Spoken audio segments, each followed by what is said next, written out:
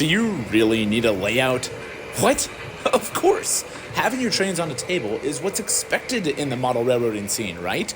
If there's one thing the internet is consistently good at, it's telling you what you should do.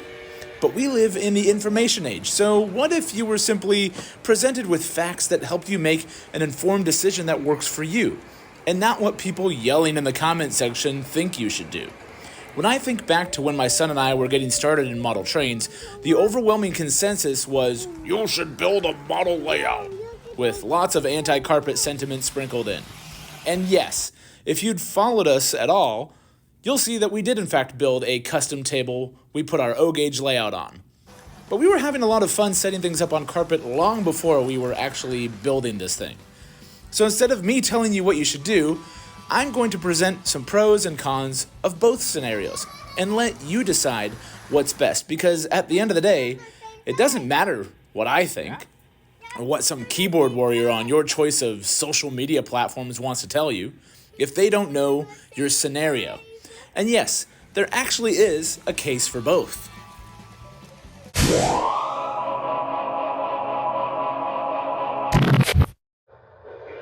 For the purposes of this video, we're going to be looking at those super prototypical 3-rail trains that have been around for nearly 100 years, because, I don't know if you've noticed, that's what we run. These O-gauge trains aren't small, and they can take up a lot of room. So the first aspect we're going to look at is usable space in your home where you want to enjoy these trains. If you want to build a table for a model train layout, you need space for that table. And depending on how large a trains you'd like to have on your railroad, that can also affect how large that table needs to be. If you're in an empty basement of a big new home with no furnishings, you've got a blank canvas to do whatever you want, really. Making a table that's large enough to accommodate any size of train you can think of will likely need a minimum curve radius of 72 inches, or what's commonly referred to as 072. Measured from the center rail, that's 6 feet for a full curve. So you'll need a little more than that width to keep the track from falling off the side of your table. 072 is a bit of a standard in 3 rails for being able to run nearly any size of train offered, from the tiny semi-scale starter sets to the big wallet-killing full-scale behemoths. If the space you're trying to build a layout doesn't offer you this bare minimum, you'll need to accept the fact that your engine purchases will need to work within the limits of whatever curve radius you can fit in your space. This isn't always a bad thing, as my son and I have managed to have plenty of enjoyment on our layout at home, even with 048 curves to keep in mind. Now then, if you're building stuff on the carpet, you could just go wherever there's space. Bookshelves and couches are your canyons, and all that talk about minimum curve still applies. But generally, you have more flexibility with what you can do track design-wise, as well as enjoying the fact that you can change the design whenever you want. That's not to say you can't do that with a table-based layout. It's just a whole lot more work to change the design when everything's nailed down to a table. In fact, the carpet is where we started O-gauge trains not long ago. On the one hand, I was disassembling and picking up track about once every 1 to 2 weeks just to be able to vacuum and clean. But I also took this as an opportunity to rethink some designs and change things up with each design. It was a fun, creative process, and I really enjoyed the chore of cleaning the area because I was excited with what I could design next. This kept things more casual, so when we're having folks over the house, I could just put them away to get them out of the way so we didn't trip over them, or we could set things up in a different room for a change of scenery.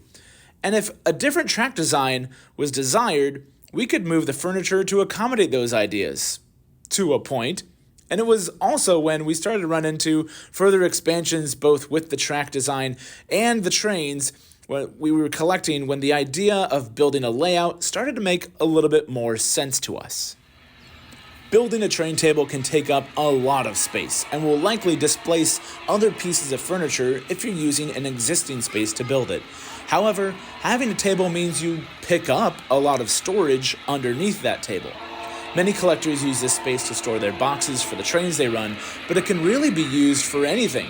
I've seen some folks put different layouts underneath. We have Christmas decorations and older toys in bins, and even a slide-out Lego table underneath our layout, making it super versatile. This is something you can't take advantage of if your track layout is on the carpet because your paths are dictated by other items of furniture in the room. In fact, our transition from carpet to table was probably the trickiest time because we had to move all the furniture to make sure the area where the table would be built could work. Yeah, there's software systems out there you can use to design your track layout, but I just found it easier to move things in the real world to make things fit. It was just a tricky time finding places for the bookshelves and moving the TV off the entertainment center into the wall that made the transition slightly difficult. When we were on the carpet, I got a lot of pressure from tabletop trolls to stop ruining my trains. Fibers from the carpet, pet hair, and general dirt and dust from the carpet can get in the motors of your engines and ruin them.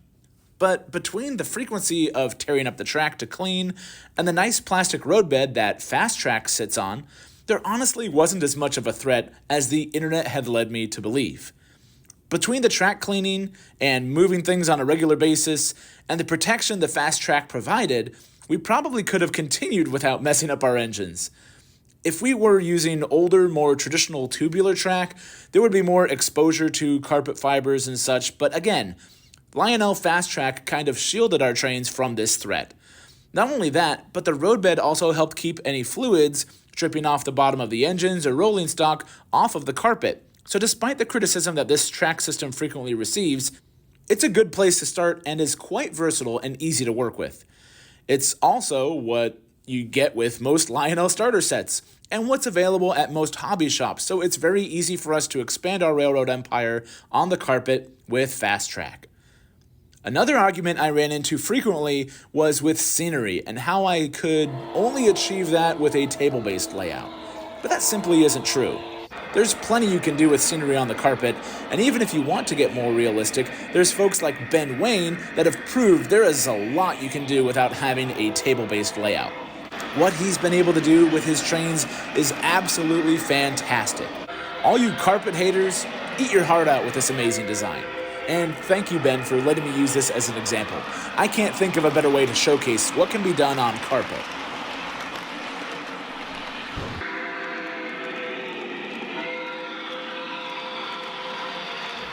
Making the decision on how to tackle model trains should be up to you, not the comments section.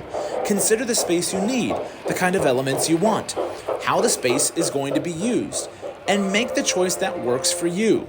We've done both, and as much as I love our table, I do kind of miss the fun and flexibility we had on carpet. There's something simple about running trains on the floor, not to mention iconic, especially when we get to a certain season. You know the one. Like going a circle around a tree. Come on. The point is, there's no right or wrong. You'll enjoy it most when you do what works for you, not what the opinions of keyboard warriors think. They don't know you, your space, your taste, or your goals. You do. So have fun with it on your terms. Let me know in the comments how you enjoy your model trains. And as always, please subscribe and like this video if you enjoyed it. Thanks for watching. We'll see you on the next one.